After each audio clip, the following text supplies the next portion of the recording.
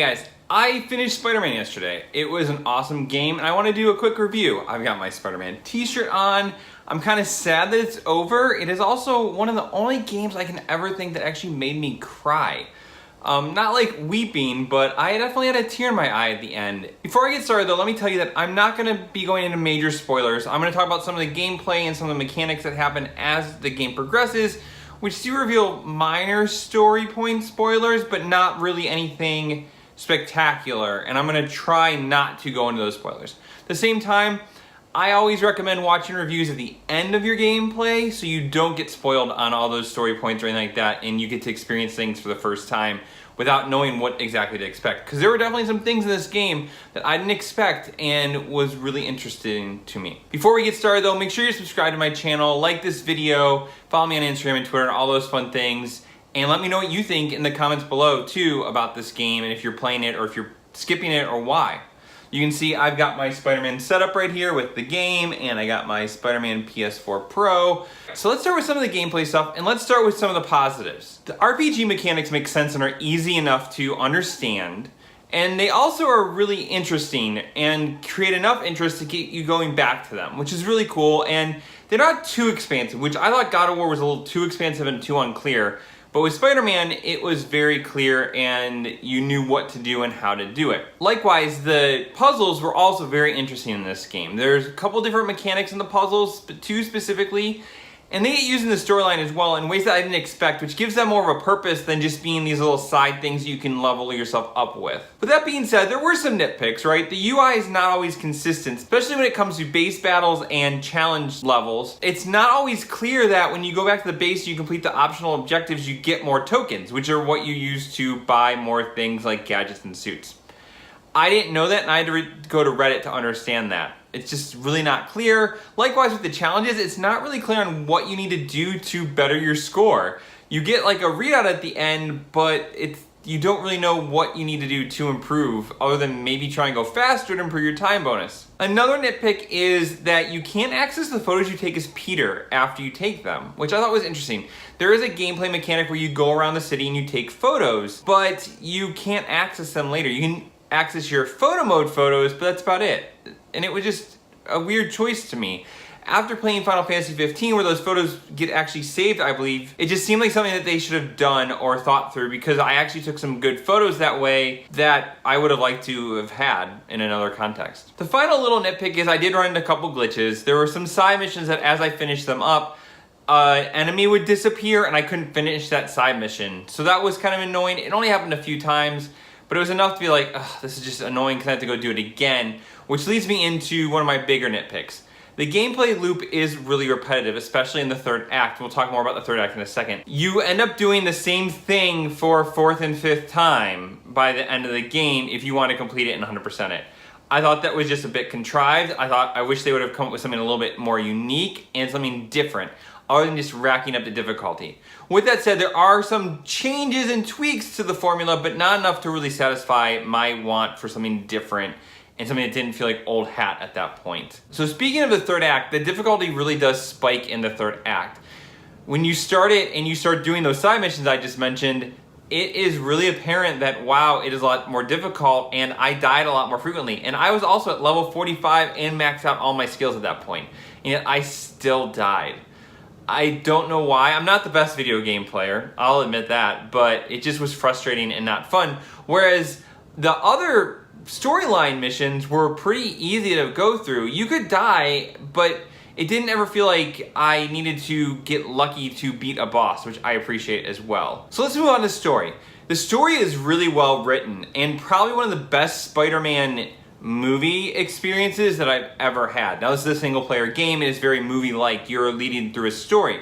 The character arcs for each character are very well thought out, and the characterizations are also really well done. From Peter to Mary Jane to Miles to Aunt May to the villains.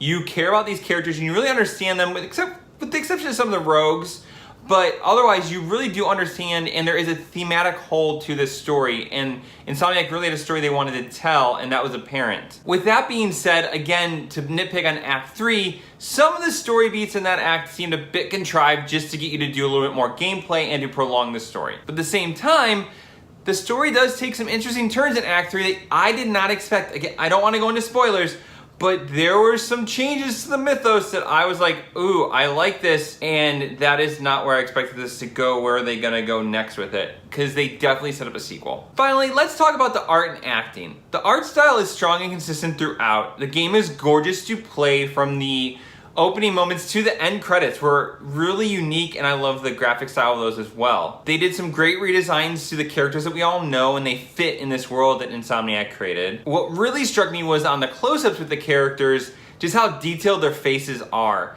And it almost looked like you were watching a live-action movie. Yes, there's that little bit of animated flair to it, but it was near flawless. I couldn't really tell a problem with the graphics and the character designs at all. They also created unique, varied environments throughout New York, which helped add character to the city itself and make it more interesting to traverse it and just see different things. And I would come across just different venues and vistas as I was swinging across the city, even up until the end of the game. Speaking of traversal, Spider-Man's movements are awesome. Once you get the hang of them, you just want to swing around the city all day. I found myself not really wanting to fast travel, even though that opens up pretty early on.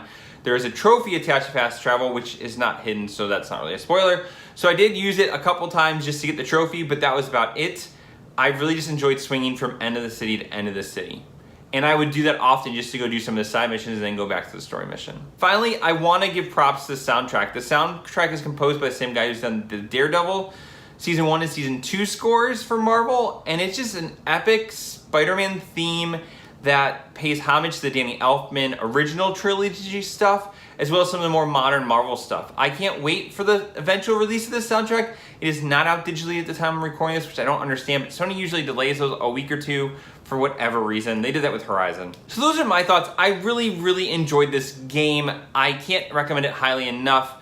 I actually probably would put it above God of War. I thought God of War was really good this year, but I think that this just has a little more polish, whereas God of War had some layers of depth it just didn't need and some expansiveness it just didn't need. I did not play the other PlayStation exclusive, which was Detroit Become Human yet. I am intrigued by that. I've heard critics put that above this game too. So I don't know, maybe that is good. I just haven't played it. I'm gonna wait for that maybe and get a Black Friday purchase. But if you play that game, let me know in the comments below. Also, be sure to leave a comment below if you have been playing Spider-Man, or if you want to play Spider-Man, if you have questions about Spider-Man. Happy to talk about those. Let's try and leave them spoiler-free or mark them as spoilerish at the beginning. Feel free to hit me up on Instagram and Twitter as well, and we can talk about those things there. Again, I can't recommend this game highly enough. If you're a PlayStation owner, you want to get this game and enjoy it. It is probably one of the best exclusives, and it's a new era of Marvel game. They set the bar really high. I'm really interested to see what Crystal Dynamics ends up doing with Avengers now, because this really does set the bar to a new level. I think that's it, guys. I hope you enjoyed this review. Remember to give it a thumbs up, subscribe to my channel, follow me on Instagram and Twitter, all that fun stuff. Watch my weekly vlogs as I prepare for my next Disney trip. I have all my live streams of this game up as well. Be sure to go check those out in case you get stuck, or if you're not a PlayStation owner and just want to check out the story a bit. So until next time, guys, I hope you have a great day.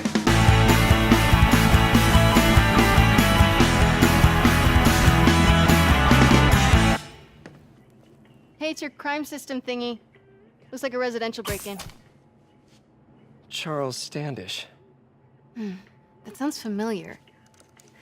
Oh, Oscorp CFO. Wait. You don't think this has anything to do with Lee, do you? Sorry to cook and run. Did you just leave your clothes on the kitchen floor?